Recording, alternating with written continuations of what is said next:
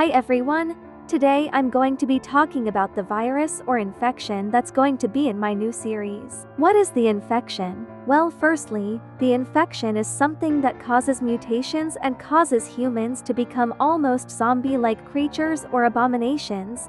It's basically a black-like virus or parasite that injects itself into a human and takes control of it. What does it do? Well, what it does is that once it's inside a human, it basically takes control of the person like a puppet. But it doesn't just take control right away. It will take days and weeks to fully take control. But it will still be very visible that someone is now infected. It starts off just as small bruises and darkened under eyes, almost like if someone was just tired and clumsy, but on day 2 or 3, a finger's nails start to turn dark as if it's rotting.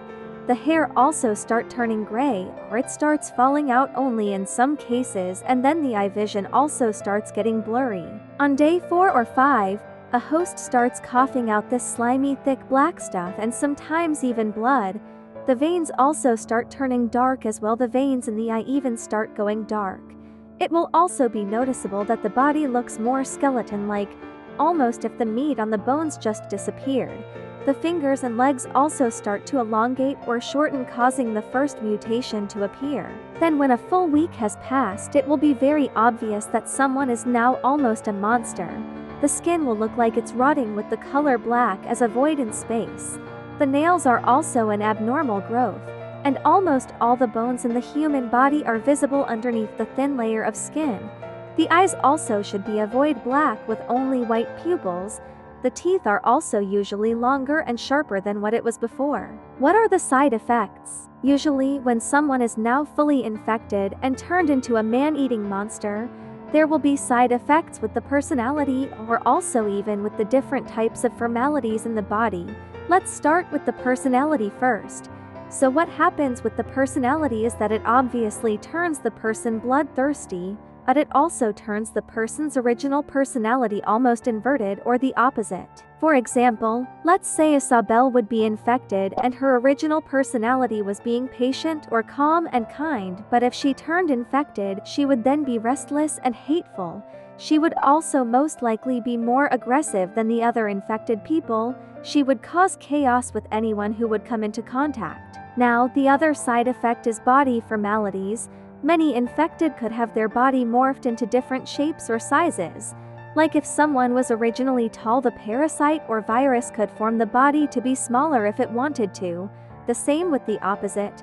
Another thing is regeneration. Sometimes if a host is infected and gets hurt, like let's say their lower half got chopped off, they would still be living. The parasite works quick to try and survive, and there's a 50-50th chance of it actually regenerating legs or just letting the body go on without legs, in which the virus will morph the body into a more fitting way for the host to survive and to get around, like making the nails sharper and the arms stronger so it can use its arms to move around. The same will happen if any other body parts would get cut off.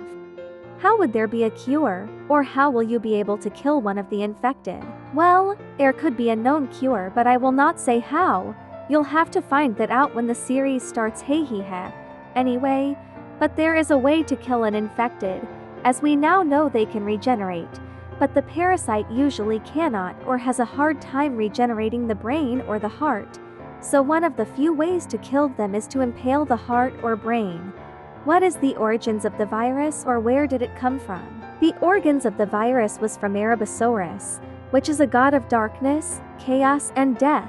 And the reasoning why they had created the virus or parasite was simply because he was bored and had nothing better to do and wanted something to feed his boredom. So he created the well-known virus, which he had then put in a blue rose flower, which would either spew out spores of the parasite or inject the parasite from the rose's thorns into the victim's skin if they were to pick it up. Erebus would use this to slowly spread through the world, which would first start in the city Catherine and the others lived in. He would sprout flowers in groups in different places or parts of the city and would try luring poor victims to go near or pick up the flowers. And when person does, he just sits back in his own world and watch the chaos start happening. Well, that's all for my little rant. I hope you enjoy the rest of the video and/or speed paint.